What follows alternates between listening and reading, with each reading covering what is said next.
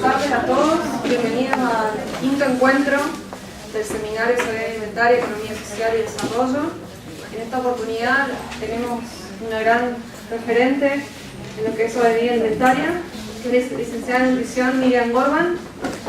Ella se va a presentar mejor. Es coordinadora de la Cátedra Libre de Soberanía Alimentaria de la Facultad de Nutrición de la UBA.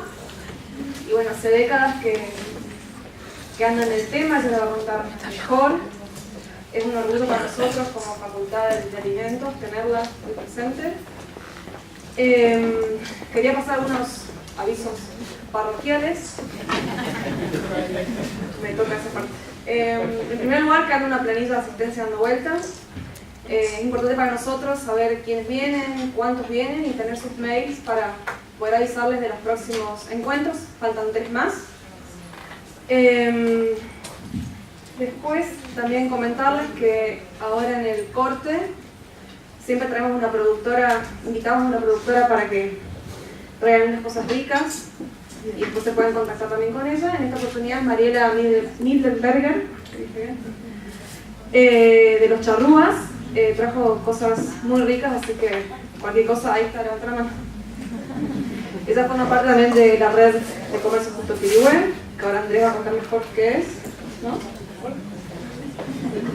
Para que no saben. Y por último, para que no sea más extenso, pasar una invitación, porque después de la charla de Miriam hay otra charla y por ahí les interesa quedarse porque tiene que ver de alguna forma con la temática. En el día de hoy se reciben 2 compañeras ingenieras en alimentos y en el marco, sí, mujeres, en el marco de su proyecto que se llama Factibilidad de elaboración de alimento balanceado para cerdos con residuos orgánicos urbanos, nos estará acompañando José Córdoba, presidente de la cooperativa Nuevo Rumbo del conurbano bonaerense.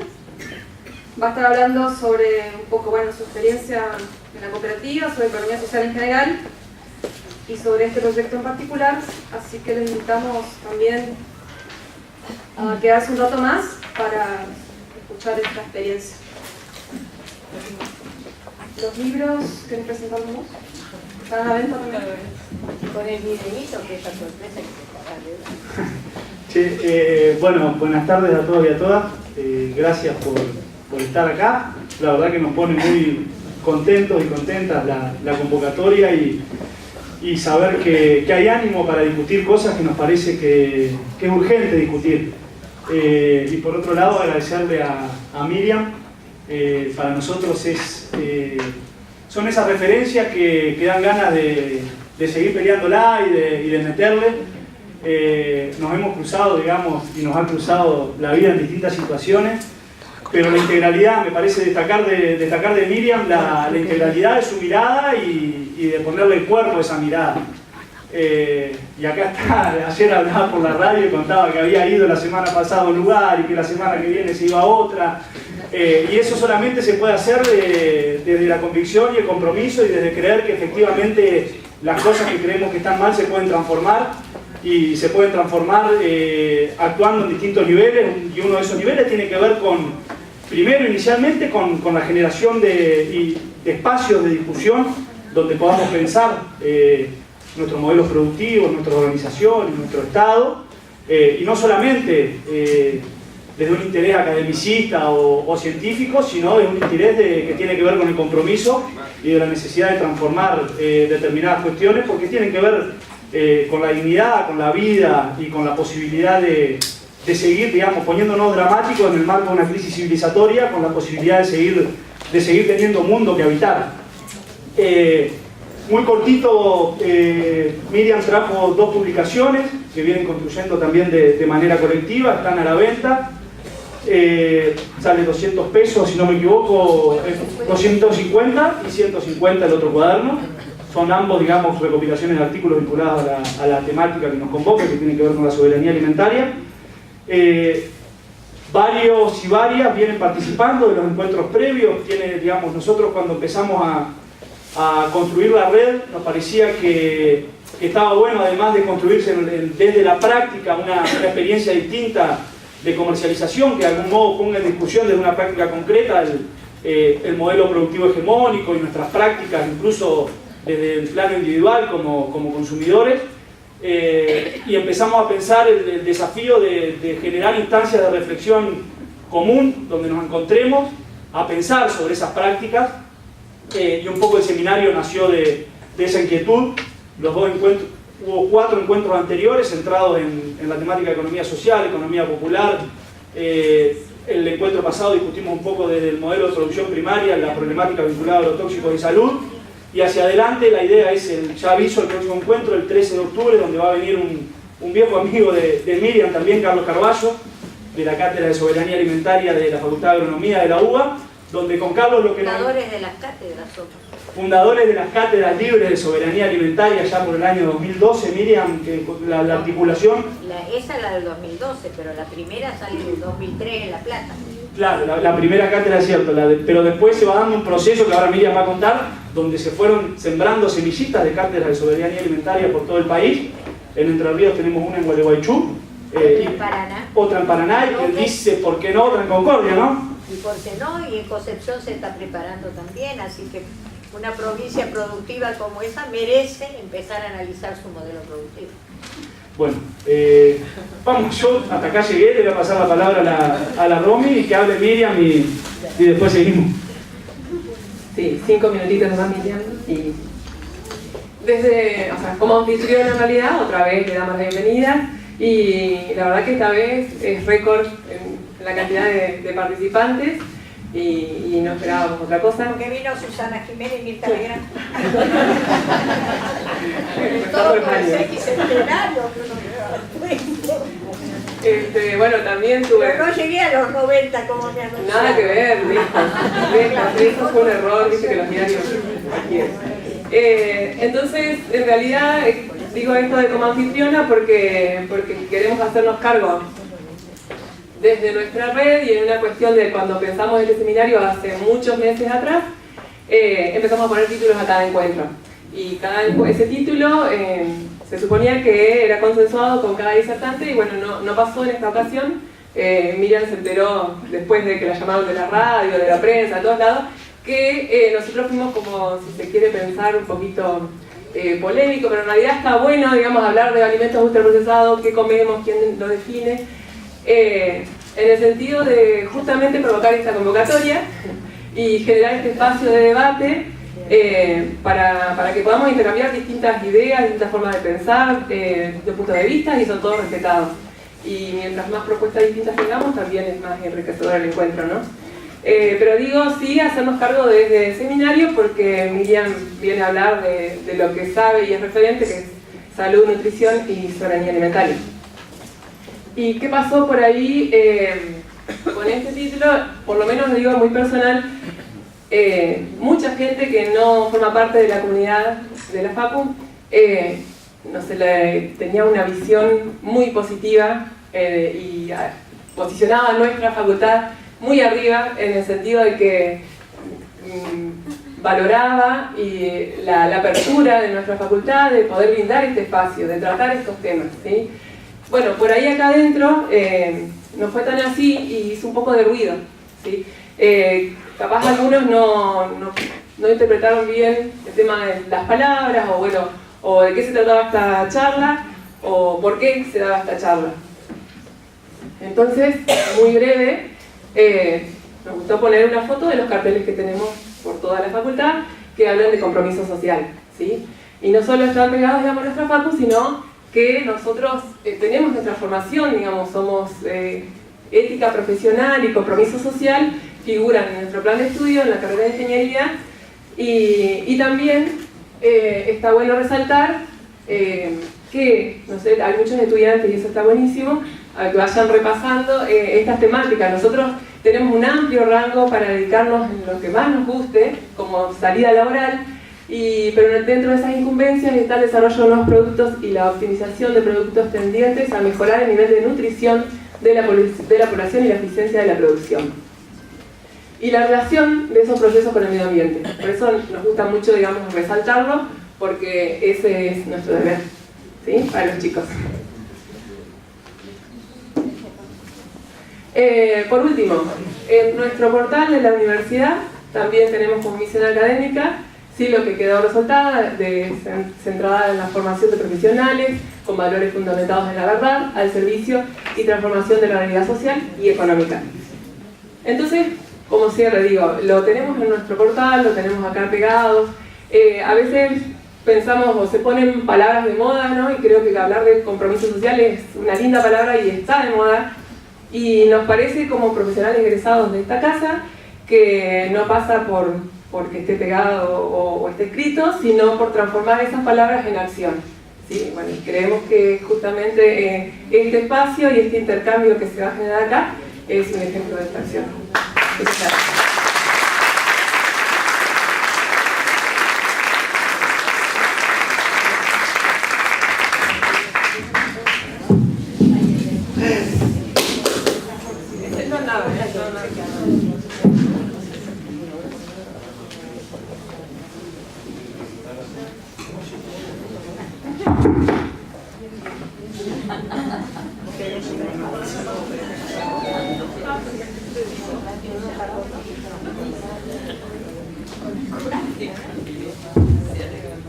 Bueno, buenas tardes a todos, es una alegría y una emoción estar de nuevo acá. Yo estuve en el 2009 presentando un folletito muy modesto, no teníamos cátedras en ese momento, pero ya nos estábamos cuestionando y estábamos analizando el modelo productivo, no solamente de nuestro país, sino de todo el mundo. Veníamos con el empuje que habíamos recibido en la Cumbre Mundial de la Alimentación en el año 96, donde se acuña por primera vez la palabra soberanía alimentaria, traída de la mano de la vía campesina. Hoy son millones de campesinos en el mundo. Van a venir, creo, a fin de año, van a estar por la Argentina también, la gente de vía campesina. Y imbuidos, digamos, de estas ideas, las empezamos a caminar. Y se hace camino al andar. Acá estamos de nuevo multiplicando estas voces, multiplicando las cátedras, multiplicando esto que Eduardo Gallardo nos invita a hacer. Reflexionar, no aceptar todo como la verdad revelada, sino hacer un análisis crítico de cada una de las circunstancias que nos toca atravesar. Desde entonces y desde la primera publicación hemos usado esta imagen. Esta imagen representa a la campaña nacional por la soberanía alimentaria en el Ecuador, el primer país en el mundo que puso en su constitución el derecho de los pueblos a la soberanía alimentaria y que para nosotros representa la Pachamama. No la hemos querido cambiar, esta ya nos pertenece a todos nosotros y a todos los que trabajamos en esto se está reproduciendo en todas las instancias. Bueno, el hecho de estar en un lugar donde la organización corre por cuenta de una entidad que levanta el comercio justo, habla de las propuestas que nosotros traemos en esta valija de la soberanía y la seguridad alimentaria. Y entonces planteamos el tema de la alimentación. Esto de que esté, yo pienso, desde todo el punto de vista, desde lo profesional, desde lo científico, desde lo social, que estar en una universidad que se forman los ingenieros de alimentos, que venga una nutricionista a hablar, habla de que de una vez por todas nos tenemos que formar en la amplitud del conocimiento. No somos compartimentos estancos. Los ingenieros de alimentos producen alimentos. ¿Cuál es el valor del alimento? A no ser. Los nutricionistas hablan del valor nutricional de los alimentos, pero no saben cómo se producen los alimentos. Entonces este intercambio, este diálogo que tenemos que hacer fraterno, por eso no es un problema de poner solamente la materia de nutrición en ingeniería de alimentos, en tecnología de alimentos, en agronomía, se lo planteamos eso a los decanos de agronomía también, sino que en las escuelas de nutrición también tiene que estar el debate de cómo se producen los alimentos. Y sobre todo, a 100 años de la reforma universitaria, ponemos de pie esto de la apertura de la universidad, que no mantiene o guarda para sí el conocimiento, sino que lo pone al servicio de la sociedad. Y sobre todo en un tema tan sensible como es el tema de la alimentación, porque bueno, está planteado, ¿qué comemos? ¿Cuándo, cómo, con quién y dónde? Y entonces cómo, con quién y dónde nos lleva a abordar una problemática muy compleja que hace a la ecología, a la economía, a la demografía, a lo sociocultural, a lo tecnológico, incluso a los factores subjetivos. Y entonces nos encontramos con algunas realidades. Yo he pedido, hoy recibimos una noticia, una nota periodística que le voy a pedir cuando termine que se lea, donde se demuestra que este modelo productivo está haciendo crisis. Lo que también tenemos una crisis de la alternativa para salir, pero de todos modos está haciendo crisis y está ya llegando a que la tapa de los diarios muestre que se están matando algunos niños precisamente porque se ha encontrado la forma de producir vida con venenos. Entonces, de esto se trata de lo que está atravesando la humanidad en este momento. De esto no hablábamos en el 2009, es una realidad totalmente nueva. La humanidad está atravesada por una situación que nos dice que la mitad de su población está malnutrida. Yo la acompaño a Soledad y digo, somos los mal comidos, ¿sí? ¿Por qué? Porque la mitad está con hambre, 3.000 personas, millones de personas con necesidades básicas alimentarias insatisfechas, que son la mitad de la población, somos 7.000. 1.500 con hambre y 2.000 millones con obesidad y sobrepeso. Y al mismo tiempo también tenemos las carencias vitamínicas muy importantes, desde la carencia de la vitamina A, que se da mucho en el África, a las carencias en hierro y en anemia. Nosotros tenemos los niños con un 30 o un 40% de anemia, son efectos nutricionales que producen y que se dan. Por eso nosotros trabajamos fundamentalmente esto que estuvo en los compromisos de Naciones Unidas, en todos los pactos internacionales que firmó Argentina, el derecho a la alimentación. Pero a partir del 96, como les dije en esta cumbre, lo pusimos de pie y dejamos de ser un concepto constitucional guardado en un cajón como tantas otras leyes que tenemos guardadas. Y se trata de plantearnos un derecho que es el más básico de los derechos. Al nacer ya aprendemos a comer y este aprendizaje lo desarrollamos a lo largo de la vida y como un derecho inherente que es responsabilidad del Estado garantizar para que todos tengamos acceso a una alimentación en calidad y cantidad suficiente que nos garantice una vida digna. Este derecho está planteado en 4 patas, en una mesa de 4 patas, que significa que para cumplirlo hace falta un acceso a los alimentos, que decíamos recién en la nota previa, que haya disponibilidad, eso nos sobra, en todos lados sobran los alimentos, producimos para 12.000 millones de habitantes y somos 7.000, que haya disponibilidad, sustentabilidad y adecuación. Es decir, es un concepto legal y donde en la Argentina lo que está cuestionado precisamente es el acceso físico. Entonces nosotros articulamos y planteamos articular no el derecho a alimentación como una ley, como un concepto legal aislado, sino apoyado en la seguridad, es decir, en la calidad y inocuidad de los alimentos y en la soberanía alimentaria, que es un concepto que tiene otras aristas, digamos, y se complementa de otra manera.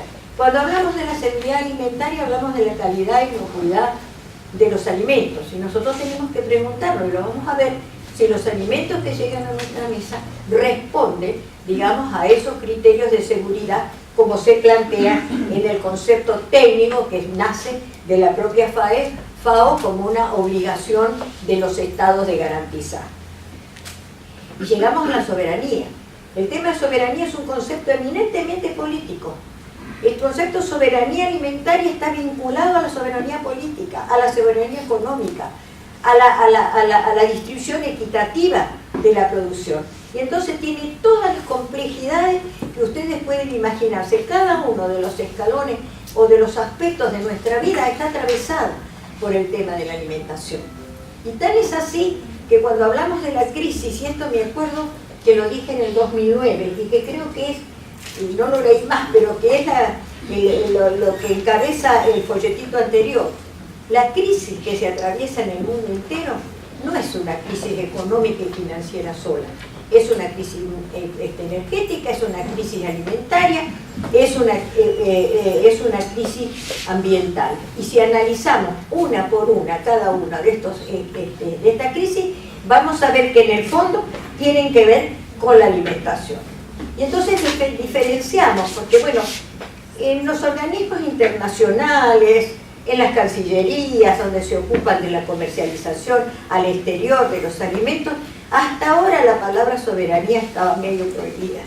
Nosotros trabajamos mucho con la cumbre social, también en el Mercosur, y nos decían, no hablen de soberanía porque no le vamos a poder vender a Holanda, por ejemplo, ¿no es cierto? Y no, tiene que ver precisamente, son dos conceptos, uno y otro, que uno es un concepto legal, el de seguridad, del que estoy hablando, contra el otro que es un concepto de derecho de los pueblos, que lo determinan los pueblos en un caso y lo determina el mercado para el caso de la seguridad, y que depende de una función del Estado, que no importa qué alimentos lleva, no importa cuál es el origen de esos alimentos, si son productos de la región, si son importados, si se hacen con trabajo esclavo, si se hacen con trabajo en cómo se produce. Todo esto requiere de uno de los escalones de la soberanía, que habla de que tiene que ser participativo, cuestionando el modelo al que estamos acostumbrados. Un modelo que en el 2009, cuando nosotros vinimos acá, no era una palabra que se utilizara en los organismos internacionales, pero ahora, febrero-marzo, 34 sesión de Naciones Unidas, la relatora del derecho de la alimentación, Hilal Helber, que es turca, dice que la producción se ha incrementado, no cabe ninguna duda, ¿no es cierto? Pero se ha logrado a costa de la salud humana y el medio ambiente. Y al mismo tiempo el aumento de la producción no ha logrado eliminar el hambre. El modelo agrícola dominante resulta sumamente problemático, si sabremos nosotros, ¿no? No solo por el daño que causan los plaguicidas, no lo podemos reducir a eso, sino también por los efectos en el cambio climático. Miren si les voy a contar algo de las inundaciones de Concordia, cuando están y por qué se producen, ¿no?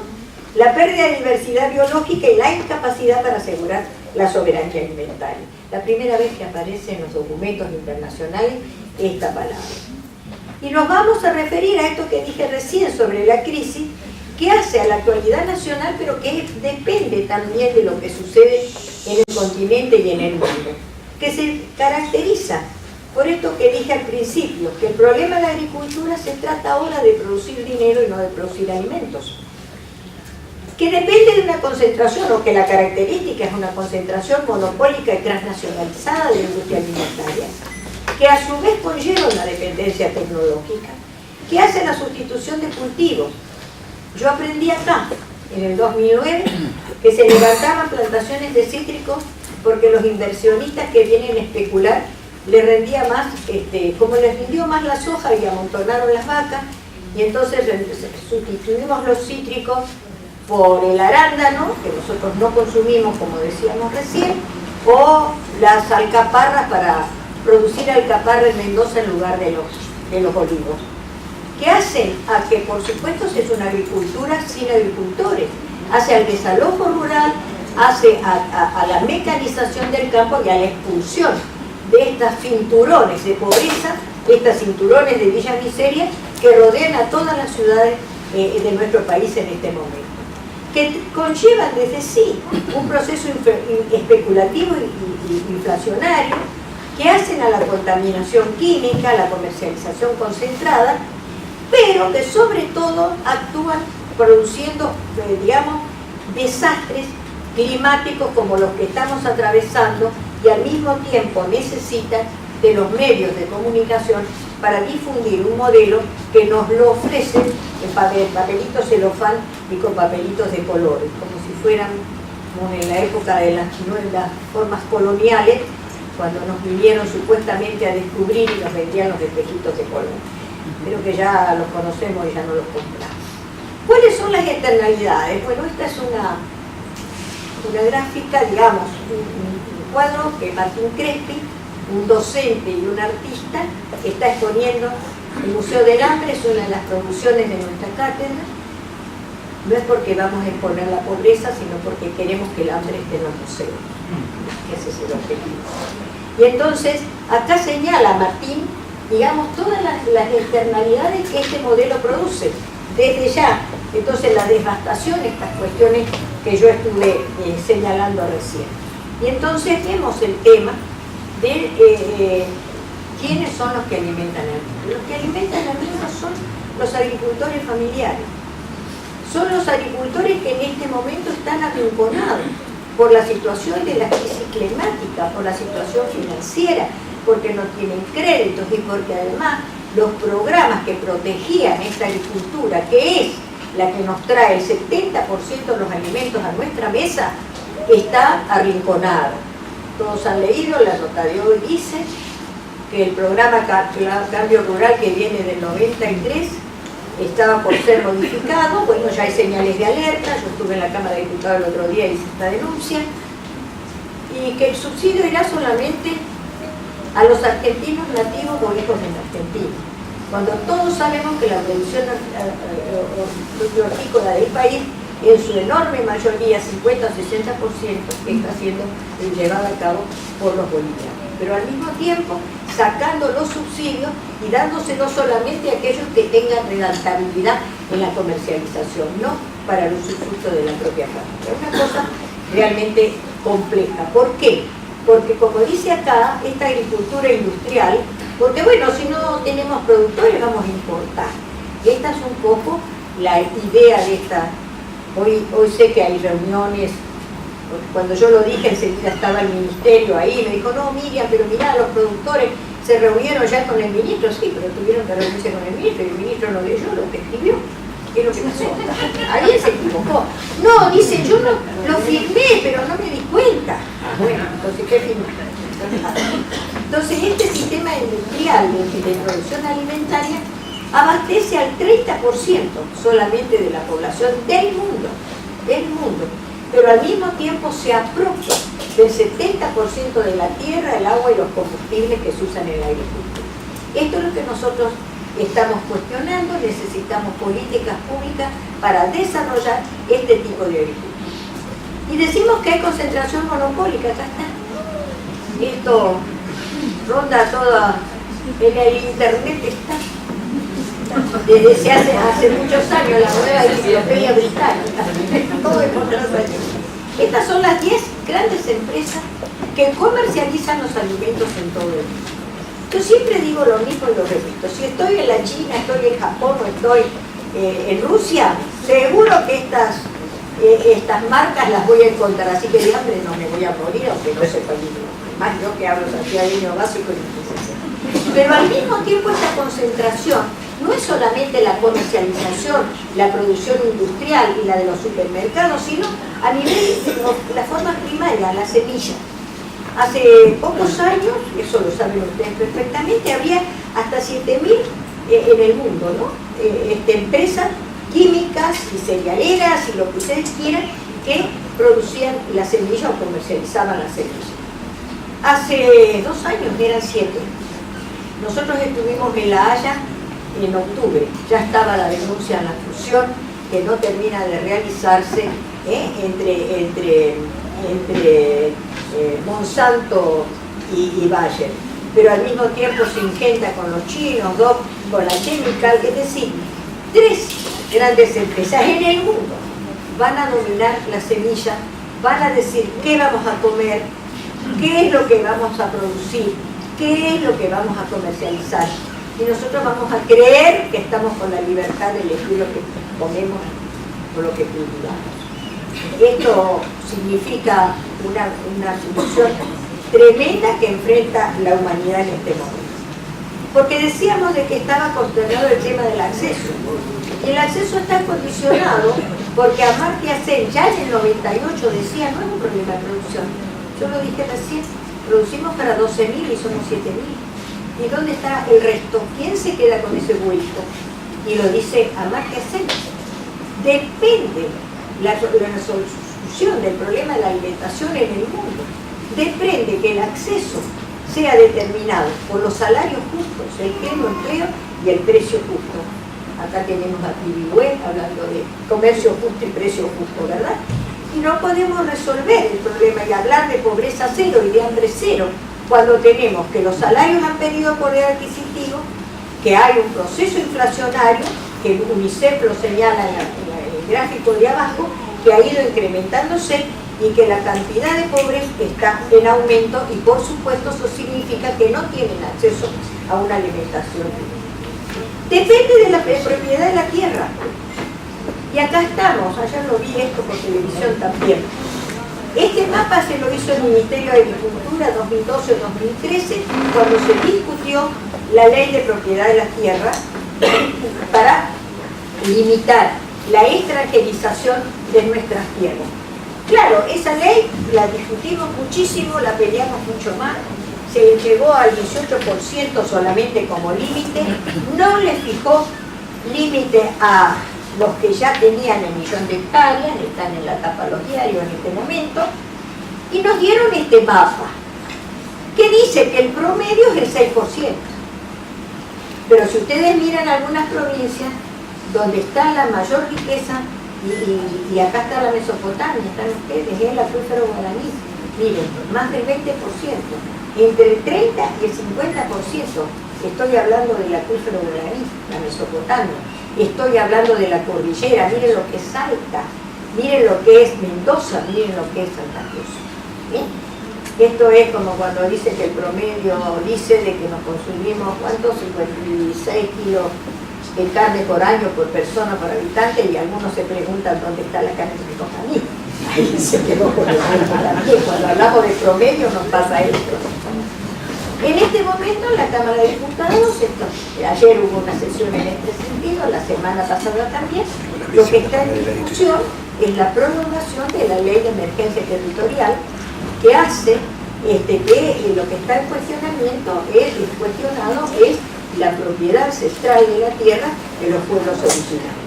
Y es urgente que esto se reglamente o se postergue para evitar que las comunidades de nuestros pobladores originarios sean expulsados de esa tierra para los proyectos especulativos de las transnacionales. Esto es lo que se discute en este momento, no es fácil la discusión, ustedes han visto cómo salen las votaciones, a veces no son de nuestro mayor agrado.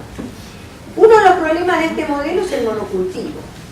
Somos la República Unida de la Soja según Singenta, no dicho por nosotros, acá está el mapita de esta República Unida de la Soja. ¿Por qué? Porque somos realmente el tercer productor de soja, porque el 97% de la soja que se produce en el mundo se produce en América. Primero Estados Unidos, segundo Brasil, nos quitó la primacía, tercero Argentina, cuarto Paraguay. Paraguay es soja. Esto de los datos de la propiedad de la tierra en Paraguay espanta realmente. Acá tenemos nosotros cómo se ha ido extendiendo la frontera agrícola y al mismo tiempo cuáles son los impactos del monocultivo. Y cuando digo monocultivo me refiero acá a la soja, que es la nuestra, pero me refiero a la palma, que es en otros lados, me refiero al cacao, que es en otros lados, el arroz, al maíz, que se va dando en las distintas naciones del planeta. Y entonces eso provoca la erosión del suelo, la pérdida de nutrientes, la desertificación, la contaminación del suelo y del agua. Me decía hoy uno de los decanos, es un problema sistémico este envenenamiento. Bueno, a ver cómo estamos produciendo, ¿no es cierto?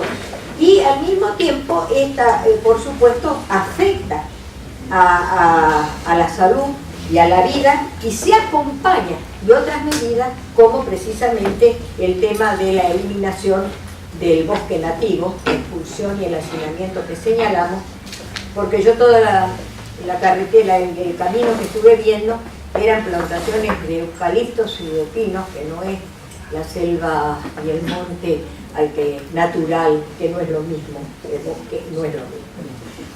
Que es esta la superficie cultivada de soja en este momento, y ustedes tienen una parte chiquita, es un 5%, y contra lo que pensamos, la mayor provincia sojera dejó de ser Santa Fe, Buenos Aires, y pasó a manos de Córdoba. Pero al mismo tiempo miren ustedes cómo es la producción en nuestro país. El 63% soja, y cómo tenemos el lino, el arroz, el trigo, ustedes producen arroz, y seguramente este arroz está producido casi todo acá en Entre Ríos. El maíz, el trigo. Se ha achicado la producción de trigo, que sí es lo que nosotros consumimos, de la misma manera que arrinconamos las vacas a los feedlot y entonces logramos una producción, hemos bajado la cantidad de cabezas de ganado, también hemos bajado la calidad. Y vamos a los transgénicos, tema en debate, no solamente nosotros, lo debate todo el mundo. Entonces, los países con mayor superficie de transgénicos, como ustedes ven, Estados Unidos, Brasil, Argentina, Canadá y la India produce Canadá, y acá está para Canadá, produce canola, y la India algodón. Nosotros también, porque la transgénesis se da sobre todo en los 4 grandes cultivos que son los más rentables económicamente: la soja, el maíz, el algodón y la canola. Nosotros creíamos y lo sosteníamos hace poco tiempo que estábamos produciendo, produciendo un producto de exportación. Pero nos encontramos que ese producto de exportación tiene derivados que están presentes en los alimentos de todos los días y hasta en los productos del algodón transgénico, en los pañales de los bebés, en las toallitas higiénicas, en las leches dirigidas a los bebés, y acá están los nombres de estos productos en general considerados como tal. El otro problema es la producción de nafta o de combustible a partir de alimentos. Lula decía, es un verdadero genocidio, y es cierto, porque disputamos, nuestro estómago disputamos con el 30% que va a los animales y con el otro 30% que se produce combustible. Esto sucede, se expresa en mayor medida en en México, donde a través del Tratado de Libre Comercio se apoderó de la producción mayoritaria de maíz de Estados Unidos. El 70% de la producción de maíz de Estados Unidos se transforma en etanol. Lo que ha traído como consecuencia, primero, disputa de territorio, pero por el otro lado el encarecimiento de la harina del maíz, que es parte básica de la alimentación de los mexicanos. Ahí tuvimos la revolución de las tortillas, precisamente por el precio desmesurado que alcanzó el maíz. Y bueno, nosotros tenemos ahora un problema con la exportación, porque el aceite de soja, que es uno de los derivados, se exporta a China, a India y a la Unión Europea. Ya España nos había dejado de comprar, y entonces nosotros utilizamos ese remanente para aumentar el corte de la nafta, pero ahora el biodiesel, el 75% se exporta a Estados Unidos y el 25% a la Unión Europea. Bueno, las relaciones carnales hacen que no nos compren más. Es que nosotros les dicen que nos van a comprar los limones. ¿Qué vamos a hacer con el biodiesel? Pregunta. ¿A dónde más? ¿Vamos a usar biodiesel en lugar de petróleo? Pregunta. ¿Qué vamos a hacer con el biodiesel sobrante? Bueno, le estamos vendiendo, no sé quién, pero en los sectores tenemos que considerar que para llenar un tanque de combustible hace falta el equivalente a la cantidad de alimentos o de cereales que alimentarían a una persona durante un año. Estas son las reflexiones que tenemos que hacer. ¿Alimentamos a las personas o alimentamos a los animales y al automóvil? Todos los problemas, los pros y los contras de esta producción están dados acá, es material que yo dejo, que por supuesto los tienen todos ustedes a disposición. Y llegamos a los agrotóxicos. Bueno, se ha inventado esta cosa medio loca de producir vida con veneno. Esto se llama ya ecocidio, porque no nos están matando a los seres humanos, están matando a la naturaleza. Acá lo que ha pasado, que después yo pido que se lea esa noticia, con la niñita que se muere por comer una mandarina que encontró tirada ahí, que estaba fumigada con furanol, pero que esos residuos de mandarina fumigada eran transportados a otro campo donde se producen arándanos para matar los pájaros que amenazan a los arándanos. Por favor, reflexionemos sobre esto. Matamos los pájaros, matamos el suelo, pero matamos a nuestros chicos. Y acá vamos, yo vuelvo a a ver si puedes ahí, porque en un programa que algunos de ustedes habrán visto, del programa Encuentro sobre los transgénicos, discutimos esto con la gente de Monsanto. Y la conductora del programa le preguntaba a Monsanto, ¿ustedes vinieron para resolver el hambre del mundo? No, pero sí, pero no sé qué. Ah, para aumentar la producción. Entonces, ni el hambre ni el aumento de la producción. Este gráfico es de Casafé, es decir, de quienes manejan precisamente las semillas transgénicas, muestran, porque la producción se acompaña del paquete tecnológico de los agrotóxicos, muestra que a medida que la curva roja cada vez más son millones de litros, como lo vemos arriba, que se están expandiendo alrededor nuestro y que no han resuelto ni el hambre ni el aumento de la producción. El cambio climático. Bueno, de esto ustedes tienen más que hablar que yo, ¿verdad? Porque no es que Dios dejó de ser argentino, son los problemas de la naturaleza. Esta es una naturaleza que la mano del hombre está transformando. Acá estamos 11, 14 provincias afectadas por las inundaciones. Ver estos mapas que nos afecta a toda la zona más rica del planeta en cuanto a su tierra, y que dicen los especialistas hoy, pero ¿quién lo dice? Dice, las inundaciones son el mayor desastre natural que amenaza al país y representa el 60% de los desastres naturales y el 95% de los daños económicos. ¿Quién lo dice? Los especialistas del Banco Mundial, no lo dice Miriam. Y la deforestación en las cuencas altas, la infraestructura deficiente del drenaje en el área rural y mayores precipitaciones contribuyeron al riesgo representado en las inundaciones ribereñas. Y yo agregué estos mapas.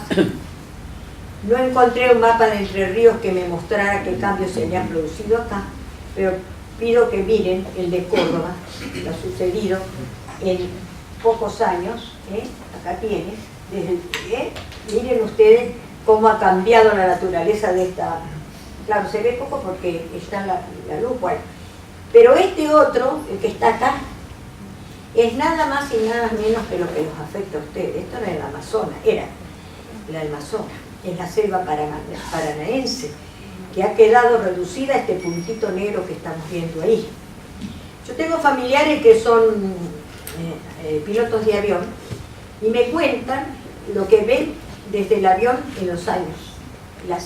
Los bosques del Amazonas eran una cortina verde, un césped verde, y se parecía desde arriba. Y ahora veamos la tierra pelada, se la ve, y acá tenemos este mapa que lo expresa. Y miren ustedes el castigo a la inundación. Solo en la provincia de Buenos Aires las precipitaciones afectaron 800.000, yo creo que ya están hablando de 1 millón de hectáreas.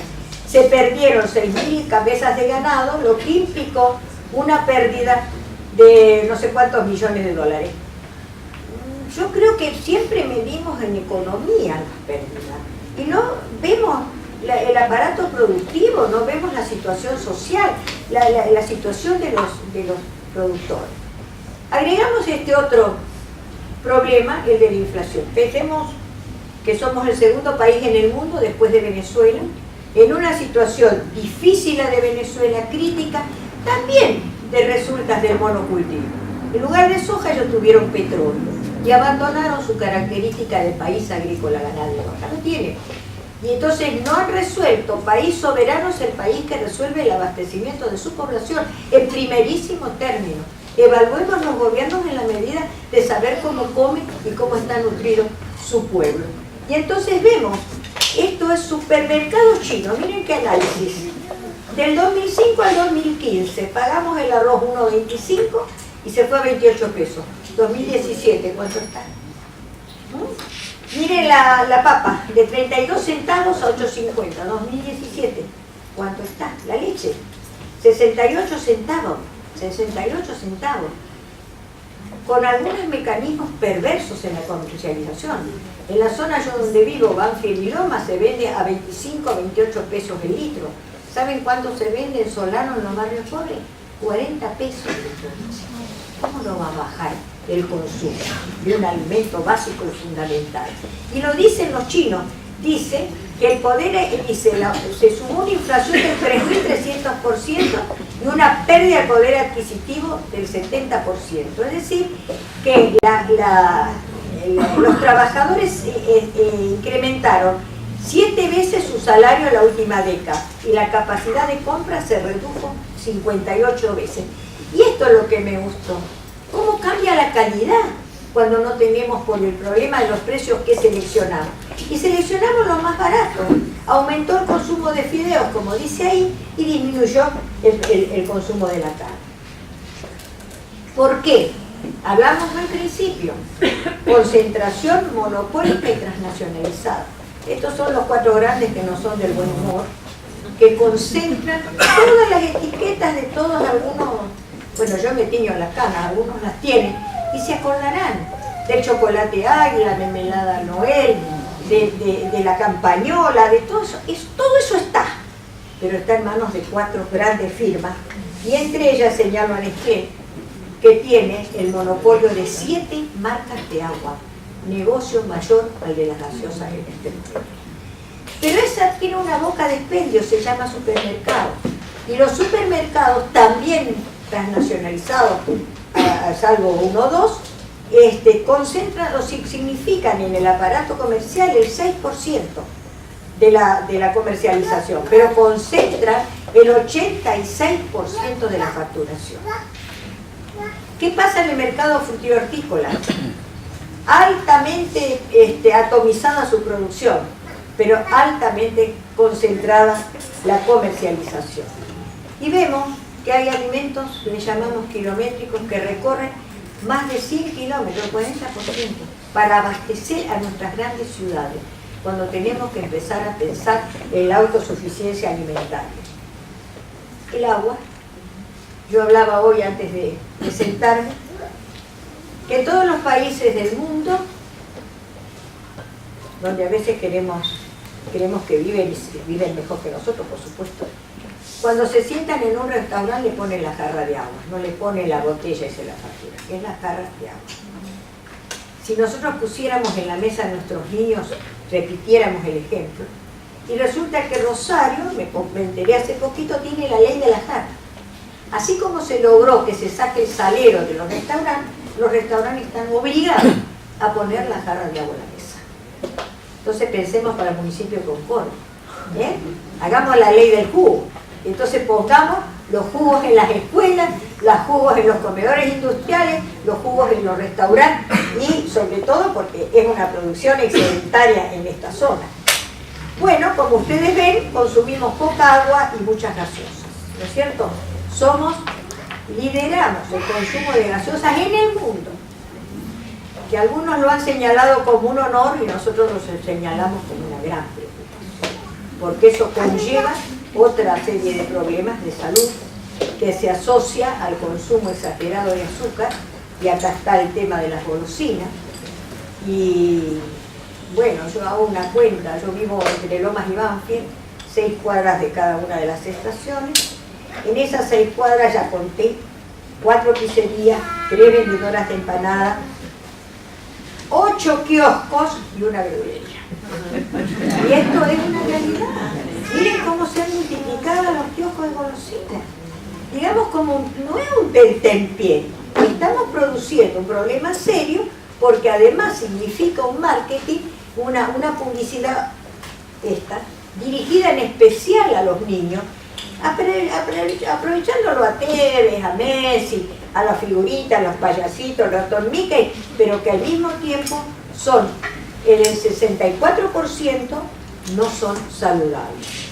En la semana pasada, el miércoles, discutimos esto con los asesores de la Comisión de Salud, porque se está discutiendo la ley de etiquetado.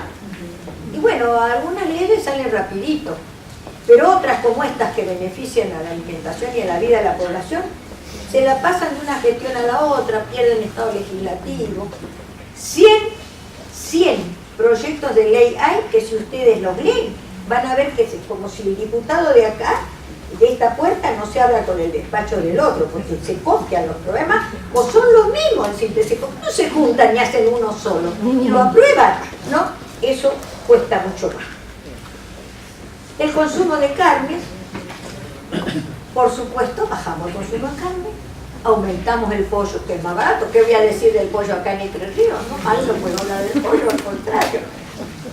Aumentamos la carne, el consumo de carne de cerdo, no sé cómo nos va a ir ahora, si eliminamos también la producción nuestra y traemos la carne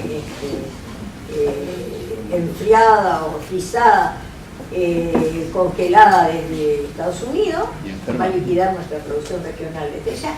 Y me resultó interesante este trozo de carne ahí. Siempre decimos que el consumo de carne atraviesa todos los sectores sociales de la población.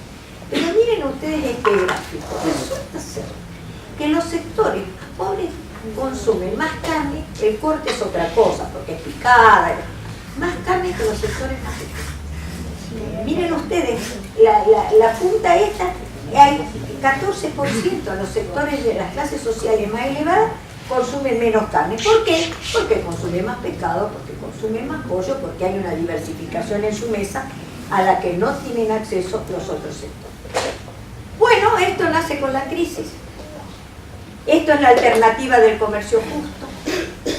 Esto nace en el 2001, la crisis del 2001. Carballo, que va a venir la semana que viene, ha liderado esta experiencia a partir de Misiones y de Corrientes.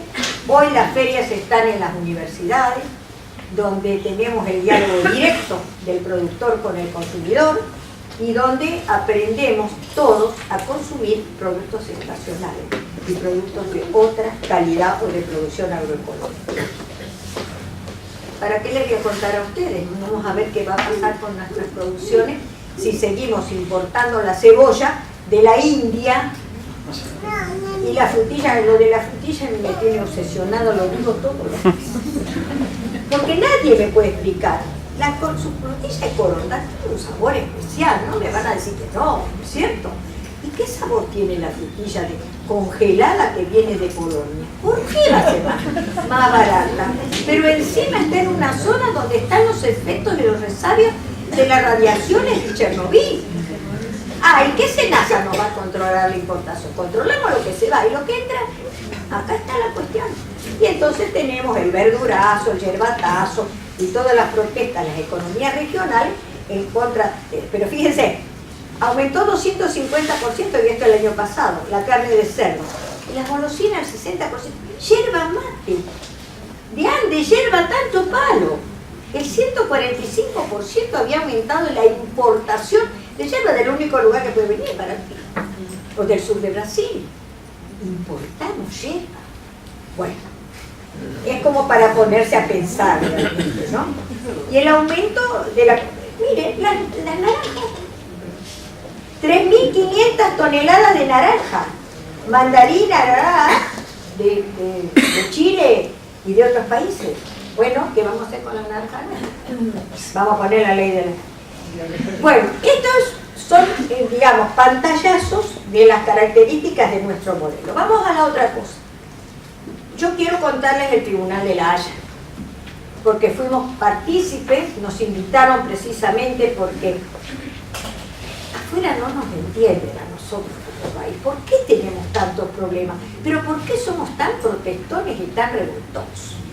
Era octubre en La Haya y era el encuentro de las mujeres de octubre acá, y vienen y me dicen: Miriam, en los diarios salió que se juntaron 70.000 mujeres en la Argentina, deben ser 7.000, se equivocaron, ¿no es cierto?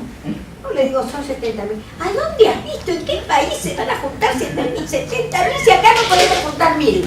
En la Argentina. 3 días después, pues las mujeres de luto con el Ni Una Menos. Y ahora, todas estas movilizaciones que están respondiendo a los distintos, digamos, problemas que se nos van planteando a diario, son difíciles de entender. Y una de las cosas que no entendían era el de las cátedras libres, por eso nos invitaron. Porque esto de que la universidad se habla a la sociedad, la universidad produce el conocimiento. Después ese conocimiento, entonces toda la explicación. No, pero ese conocimiento, decimos nosotros, lo tiene que conocer la gente. Y ver si responde a sus inquietudes. Bueno, esto fue todo debate. Acá está todo el trabajo previo, que todas las luchas sociales que se desarrollaron en nuestro país, que siguen haciéndolo, las traducimos o las pusimos en un documento que es el que vamos a publicar próximamente, el documento que fue al Tribunal de la Haya demostrando qué es lo que nos está pasando en la Argentina con el modelo productivo. Una joya, realmente un material de estudio que lo van a tener todos y que llamó la atención de los jueces porque fue un documento muy elaborado, con algunas trampitas bien nuestras. No podíamos hacer más de 4 o 5 hojas. ¿Cómo le contamos en 5 hojas lo que nos pasa? Entonces, con mucha habilidad los que trataron pusieron flyer. Si se quiere entender lo que pasa en Ituzaingó, acá está, refiérase a este flyer o refiérase a este documento, al otro. Pero hicimos un anexo que por supuesto era mucho más grande. Esto fue el 30 de septiembre, que hicimos una actividad conjunta en todo el país, en varias provincias, en varias localidades. La de abajo es el Consejo Superior, el aula del Consejo Superior de Medicina, donde nos pronunciamos a favor de que se enjuicie esta política. El ejemplo que no entendían tampoco, como un barrio, un pequeño pueblito con 5 locos puede echar a Monsanto cuando nosotros tenemos acá las narices y no sabemos cómo sacarlo de encima. Bueno, todas estas cosas pasaron y llegaron al tribunal Monsanto. 5 jueces de todo el planeta. Ahí está la delegación argentina que está ahí abajo, que fue muy importante y que jugó un rol fundamental. ¿Por qué? Porque hubo dos, el tribunal jurídico en especial y el tribunal de los pueblos por otro lado. En el jurídico testimoniaron, ya vamos a ver quiénes, 4 digamos, víctimas y testigos. Y en el de los pueblos, 2 planteando toda esta situación por la que atravesamos. Y entonces lo importante es que luego transmitimos eso cuando el 18 de abril se transmitió en directo del Senado de la Nación la resolución del tribunal que habla del derecho al medio ambiente violado por la empresa Monsanto. Quien testimonia ahí es María Liz Robledo, una docente de un pueblito de 2.000 habitantes, Baigorrita, cuya hija tiene una malformación en el esófago, que se refieren creo que 5 o 6 casos en el mundo. 2 de esos casos están en Baigorrita, pueblito de 1.500, 2.000 habitantes. ¿Por qué? Porque los bidones están tirados en los patios, porque los camiones fumigadores pasan por el centro de los pueblos, porque el pueblo y el campo es toda una sola cosa y el modelo productivo es el que da este resultado. El derecho a la alimentación, que lo defendimos, y donde se demuestra que está lesionando precisamente porque afecta la disponibilidad de los alimentos e interfiere toda la política, digamos, de elegir la semilla criolla, digámosle así, para evitar el daño al suelo, el agua y el ambiente. Y este es el otro testimonio que arrancó realmente, ahí llegábamos todos, ¿no? Este es Damián Bersenazzi, ustedes lo conocen. Damián de la Cátedra de Socioambiental de Rosario, donde en 15 minutos, con cifras estadísticas que ningún otro médico hizo y dijo, tenemos este porcentaje, fue contundente y entonces concluye el tribunal diciendo que se ha involucrado en prácticas que impactan de forma negativa al derecho, es decir, que viola el derecho a la salud. Y esto que tiene que ver mucho con esta universidad y con todas las universidades y con todos los investigadores científicos. Es decir, la infracción a la libertad de expresión y a la libertad de la investigación científica y a la libertad de pensamiento. Y dice cómo, intimidando, desacreditando.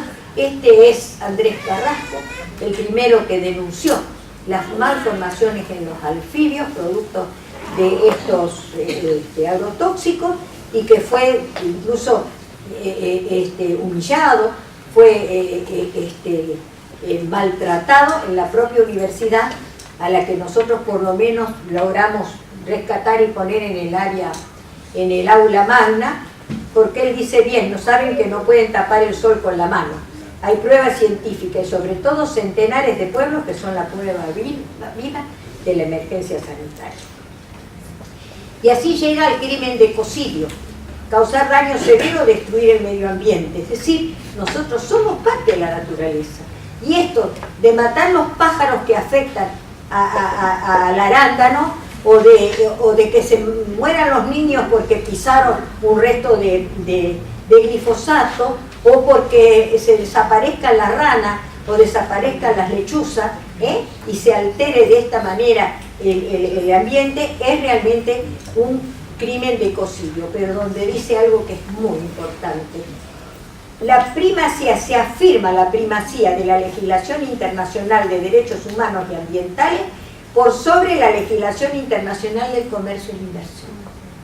Es decir, la salud, la vida por encima de las especulaciones financieras y comerciales. Que dice bien, socavan la capacidad de las naciones para mantener políticas, leyes y prácticas que protejan esos derechos. Esto llevamos a La Haya, esto está producido, este mapa, por Darío Aranda, muestra en el estado del extractivismo, la agricultura es parte de eso. Esto se refiere a la minería, pero en todo nuestro país, acá lo tienen, pero junto con eso tenemos, digamos, las luchas de este pueblo a lo largo de todo nuestro territorio. ¿Por qué? Porque las tres carabelas ya no son las carabelas, la Pinta, la Niña y la Santa María. Son las grandes transnacionales, es Monsanto, es Chevron, es la Barrichol, los que vienen a expoliarnos, a saquearnos y a convertirnos en esto. Bandana Shiva fue a la firma, nosotros presentamos una apelación a la Corte Suprema, una denuncia, y ella avala nuestra posición en la Corte Suprema. Acá está cuando nosotros este material entregamos a la Comisión de Ambiente de Diputados, el presidente no la quería agarrar, pero no, ¿esto quién es? ¿Quién firma? Estaba avalada por centenares de firmas de todo el país, y esta es la transmisión directa en el Senado de las resoluciones de La Haya. La alternativa está, amigos, porque si no todos se van a ir con una mochila muy cargada de acá, y eso no quisiera. La alternativa está, y la alternativa se llama un modelo de producción agroecológica que tiene todas estas aristas y afecta a todos estos sectores, pero que al mismo tiempo tiene dimensiones sociales, económicas, políticas y culturales, y que ya estamos produciendo de esta manera. Gualeguaychú ya está sumado a la red de municipios de producción, de apoyo a la producción agroecológica. Acá tenemos campos como el de la Primavera y de la Aurora, 1000 hectáreas, 650 hectáreas, que están demostrando que se puede producir más sano, pero al mismo tiempo con más economía y con más rendimiento. Rosario, una de las 10 primeras ciudades del mundo, y esta huertita son los estudiantes de la cátedra de la Escuela de Nutrición que son ocupas del patio de la facultad, que estaba lleno de trastos viejos, lo limpiaron y entonces tienen ya la huerta agroecológica en su propia facultad. Una escuela de nutrición con huerta abierta, a preguntar si esta universidad la tiene, y si no vamos a tener que armarla. Y finalmente, luchar por la soberanía alimentaria es luchar por la tierra, amigos, es luchar por la aparición con vida de Santiago.